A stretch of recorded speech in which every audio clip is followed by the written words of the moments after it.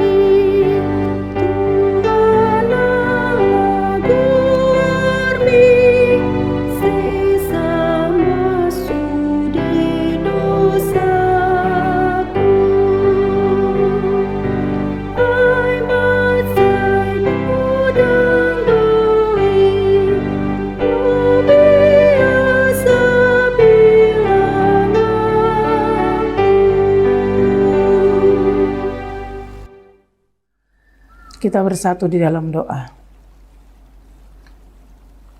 Allah Bapa di dalam Yesus Kristus, terima kasih Tuhan. Hari ini kami kembali menikmati anugerah-Mu, udara segar dan waktu yang akan kami pakai untuk beraktivitas panjang hari ini. Biarlah dalam setiap aktivitas kami, Tuhan senantiasa membimbing kami, menuntun kami, dan memberikan kami hikmat dan juga pengetahuan akan apa yang kami hadapi sepanjang hari ini.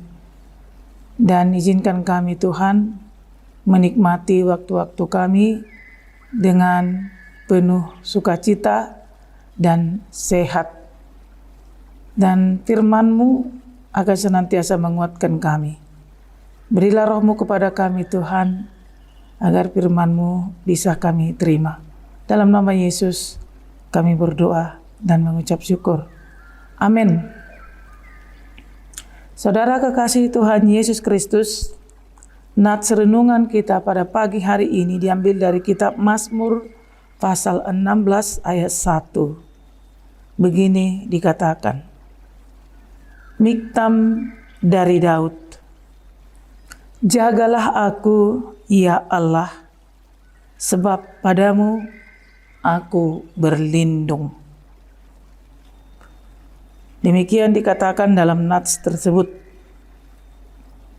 Saudara-saudara kekasih Tuhan Yesus Kristus, kita tahu bahwa Tuhan adalah tempat yang paling tepat untuk meminta perlindungan. Perlindungan secara menyeluruh di dalam kehidupan kita.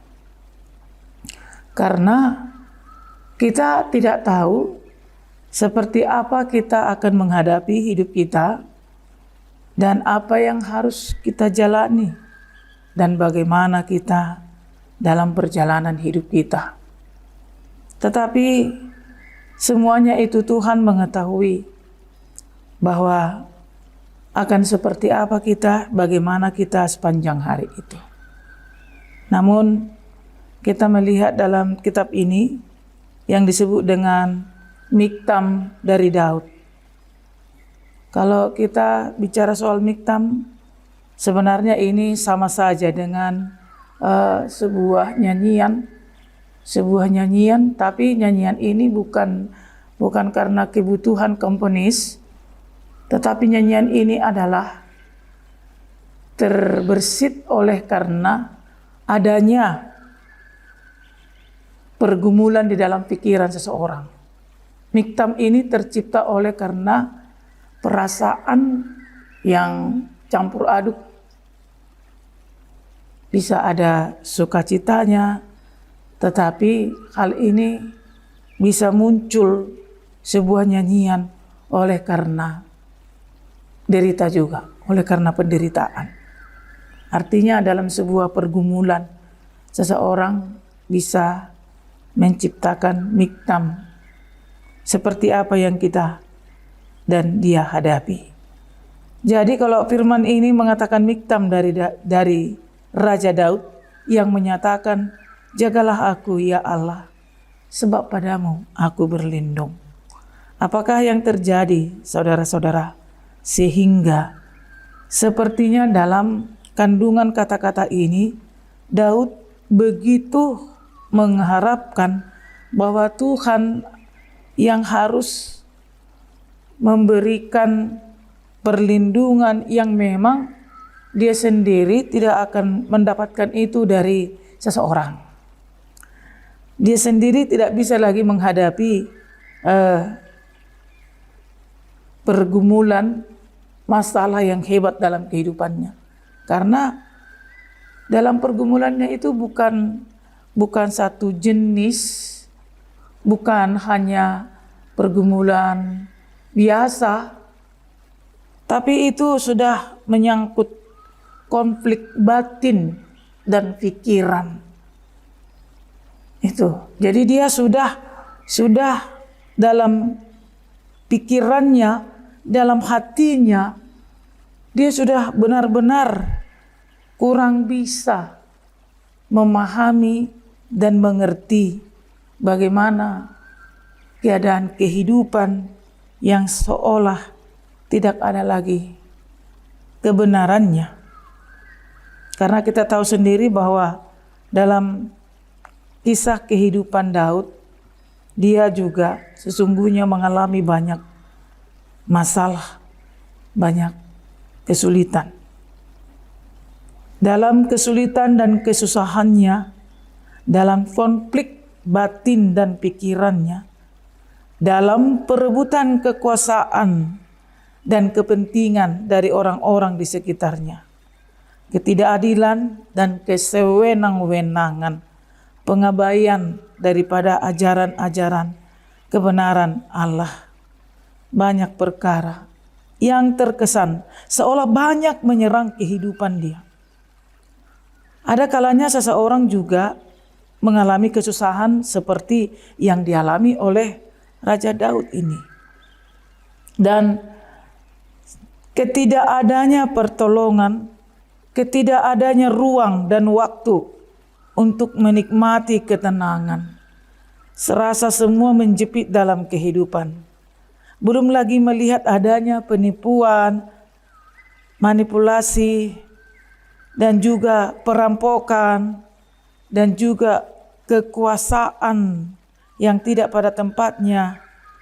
Dan jika seseorang melihat hal itu dengan leluasa dikerjakan oleh orang lain, namun dia tidak bisa bertindak apapun, dan dia hanya bisa menonton dan melihat mereka-mereka yang melakukan kejahatan itu ternyata aman-aman saja.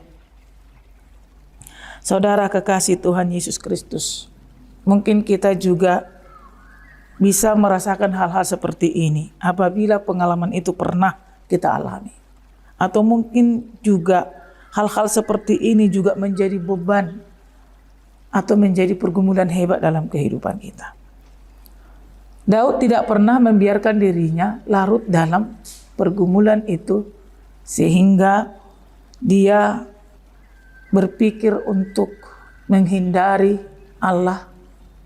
Karena jika mungkin dia berpikir sepertinya Allah tidak menolongnya, tidak membantunya, dan membiarkan. Terkadang dia berpikir bahwa pembiaran Allah itu sungguh sangat tidak diharapkannya. Apakah memang demikian adanya? Jika seseorang pernah berpikir, kenapa Tuhan sepertinya tidak mau tahu, tidak memberikan jalan, dan tidak menghukum orang-orang jahat. Perasaan seperti ini melintas di dalam pemikiran Raja Daud. Apakah ini juga pernah terlintas dalam pemikiran kita, saudara-saudara? Apakah ini juga pernah menjadi bagian dari pergumulan kita dan menjadi pemikiran kita? Satu hal yang kita lihat dari Miktam Raja Daud ini, dia tidak mau larut dalam pikirannya. Tetapi justru dia menghimpun semua apa yang dia pikirkan itu dan menyerahkannya kepada Tuhan. Supaya Tuhan memberi jalan keluar. Supaya Tuhan melindungi dia. Karena memang dia sendiri sudah tidak bisa melindungi dirinya oleh karena banyaknya penipuan, oleh karena banyaknya ambisi, oleh karena banyaknya kepentingan-kepentingan sehingga orang tidak mau peduli lagi tentang norma-norma, tentang ajaran agama, tentang teguran Tuhan, tentang Allah. Mereka tidak peduli. Sebab mereka berpikir Allah itu adalah sebuah khayalan dan pemikiran manusia. Bahwa Allah itu adalah fiktif dan yang lain sebagainya. Sehingga mereka tidak peduli dengan hal-hal yang harus mereka kerjakan sebagai orang yang harus memiliki rasa takut kepada Tuhan. Tapi ternyata mereka tidak takut kepada Tuhan. Mereka hanya takut kepada perutnya yang kelaparan, hanya takut kepada masalah dalam hubungan, hanya takut kepada kekurangan, hanya takut kepada tidak menjadi suatu kebanggaan. Mereka hanya memikirkan pandangan manusia. Mereka hanya memikirkan apa yang menjadi polemik-polemik untuk menjawab dan berargumentasi. Mereka tidak bertanya pada diri sendiri. Mereka tidak bertanya pada kebenaran Allah. Hal ini Daud tidak mau menyamai dirinya dengan itu. Saudara kekasih Tuhan Yesus Kristus, bila Tuhan Yesus sendiri menerima hal yang serupa juga.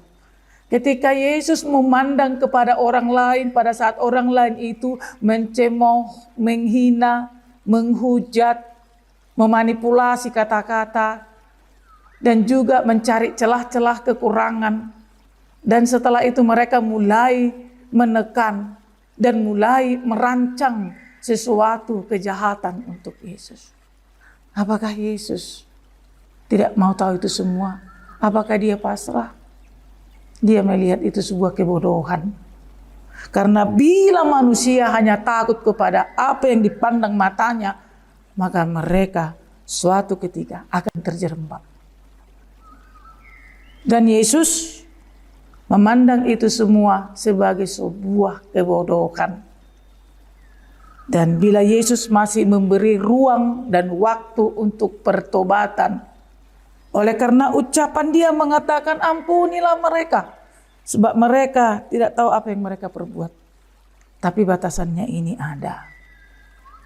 Ketika Yesus sudah dibangkitkan, maka setiap orang harus berjalan dengan kebenaran firman Tuhan. Karena kita menjadi saksi-saksi Kristus di dunia ini. Dan kita harus mewartakan kebenaran Injil ke seluruh dunia. Jadi kebenaran Injil ini bukan ditentukan oleh mulut kita. Tetapi perilaku, tindakan, pemikiran kita yang tersembunyi, yang jelas dilihat oleh Allah. Maka saudara-saudara kekasih Tuhan Yesus Kristus, pikirkanlah bagaimana kita menjadi seseorang yang menyenangkan bagi Tuhan agar kita mendapat tempat. Pernah kita menceritakan bahwa seseorang terhukum bukan karena Allah, tetapi karena perbuatannya sendiri. Kalau Allah telah memberikan Tuhan Yesus Kristus adalah jaminan keselamatan dan kehidupan, maka itu pasti sudah diberikan. Tetapi setiap orang akan terhukum sendiri oleh karena perbuatannya, karena tidak mempergunakan kasih karunia Allah dengan sebaik-baiknya. Dan pemikiran bijaksana seperti ini seharusnya dimiliki orang-orang yang takut kepada Tuhan. Sama seperti Daud yang takut kepada Tuhan. Karena Daud percaya meskipun terkadang Tuhan itu membiarkan, dia tahu bahwa Allah pasti akan bertindak. Maka dia datang kepada Allah dan meminta perlindungan kepada Allah. Dan dia mengatakan, jagalah aku ya Allah, sebab padamu aku berlindung. Selain dia minta perlindungan daripada musuh-musuhnya, dia juga meminta supaya Allah menjaga dia, supaya dia tidak sama dengan orang-orang yang tidak taat kepada Allah. Sehingga dia mendapat pembenaran dari Tuhan. Untuk itu saudara-saudara kekasih Tuhan Yesus Kristus, mari kita ingat kitab Matius 11 ayat 28 yang mengatakan, marilah kepadaku semua yang letih lesu dan berbeban berat, aku akan memberikan kelegaan kepadamu. Saat kita datang, maka Tuhan akan mengulurkan tangannya. Kalau Tuhan masih diam, belum waktunya. Tapi suatu saat Tuhan akan bertindak. Maka mari berjalan sesuai dengan apa yang dikehendaki Tuhan dari kehidupan kita. Pikirkanlah, apakah kita menyenangkan bagi Allah atau menyenangkan untuk orang lain, untuk sesama manusia. Itu hal yang berbeda. Menyenangkan hati Allah, lakukan hal yang benar. Menyenangkan hati manusia, jalan kita bisa salah bila bisa berseberangan dengan Allah. Maka sebaiknya mari lakukanlah apa yang dikehendaki oleh Allah, apa yang menyenangkan bagi Tuhan Allah. Tuhan Yesus memberkati kita. Kita bersatu dalam doa. Terima kasih Tuhan atas firman-Mu. Melalui firman-Mu kami akan semakin dikuatkan. Karena kami percaya apabila kami tidak berdaya menghadapi manusia di tengah dunia ini, oleh karena ketidakbenaran, maka kami mendapatkan kebenaran dari-Mu Tuhan. Dan kami percaya bahwa kami akan mendapatkan perlindungan dari Tuhan, penjagaan dari Tuhan, dan berkat-berkat dari Tuhan, kini dan sampai selamanya. Terpujilah nama-Mu Tuhan yang begitu agung. Untuk tempat kami minta perlindungan. Sertai kami sepanjang hari ini. Melakukan aktivitas kami. Bekal kehidupan kami jasmani dan rohani. Tuhan telah sediakan dan anugerahkan kepada kami. Untuk terus kami terima dan terus kami pakai. Ajarlah kami menjadi umat yang setia kepadamu. Dan kami percaya dalam segala hal Tuhan peduli, Tuhan melihat, dan Tuhan akan tetap menjadi Allah yang adil dan yang agung. Terpujilah nama-Mu Tuhan Yesus Kristus. Kami berdoa dan bersyukur. Amin. Demikianlah renungan kita pagi hari ini. Kita bertemu kembali di renungan berikutnya. Selamat pagi, Tuhan Yesus memberkati. Shalom.